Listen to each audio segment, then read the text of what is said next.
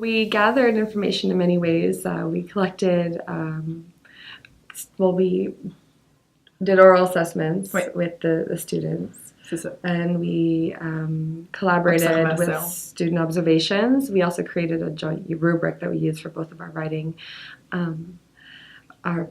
writing in both classes. We also would compare student samples by looking at similar assignments, and we even created a joint kind of worksheet so the kids would see the same worksheet both times, like in both languages. That it would be a similar format, and so we would use this. There we go.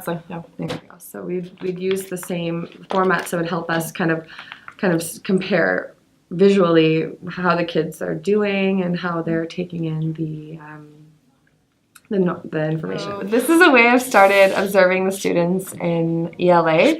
I made a tab with each of their names on it, and inside is just blank or lined paper. I put the student's name on it, and anytime I have any ideas or like see, some children have none. Some students have no observations.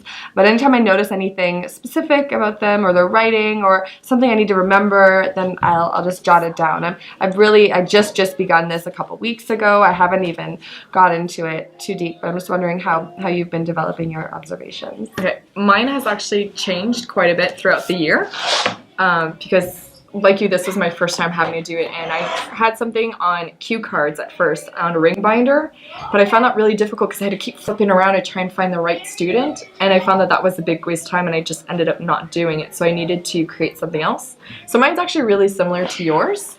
So I found these.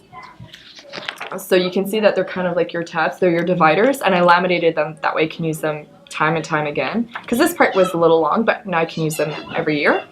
And on a clipboard, I just have Post-it notes. So when I'm walking around and students are doing their work, I'm just jotting down information on everything, and then I just flip to their names. So it's actually really nice to find their names because I just flip and it goes really quickly, and then I just put the Post-it note on their page. And when I come to report cards, it's really, really easy to just flip to their names, and then I have lots of information on, you know, their communication skills, their daily fives, their reading, their writing, whatever I need to evaluate on. So as you can see, it's just really easy, it's very visible, and it's just quick, which is what I needed.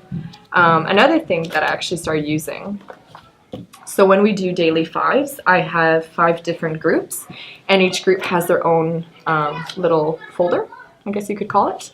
And in that folder, I put in their notes. So I sit down with a clipboard, and every student has a page of their own, and it has the date, comments, and then what we worked on as well as what we will be working on.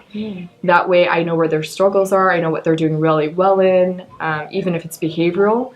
So I have one for each student of each group, and that's really easy to access and put away, because oftentimes we forget afterwards, like, oh, I need to remember this, but then we forget. So this is just really quick and easy, and once again, I used this last report card season, and it was fantastic for me to use when I was writing the comments, because there's certain things that you do forget, and I have this to pack it up, and I could tell the parents, well, no, we worked on this during this and this date, and they're still struggling with it. Yeah, and then the work that we would do during guided reading just kind of goes behind that folder, so I have one for every group. So I know that no matter what, I have comments and observations that are done for each one of my students, and it's quick and it's easy. So that's how I like it so far. All right. Well, I think if you're having a joint binder, would be super helpful to have like just a binder with both students. A communication log. Yeah, a communication log with how they're doing, progressing. But even something like that or something like this, I mean, that'd be really easy for us to just have Post-it notes and just write something that we've noticed and just quickly put it on each child's name.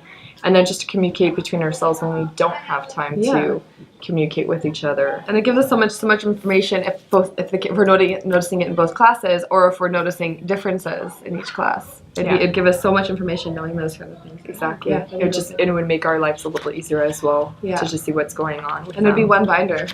It would be one binder. Environment instead of 2. One binder. Yeah. So that could be something we could work on next year together. For sure. Yeah.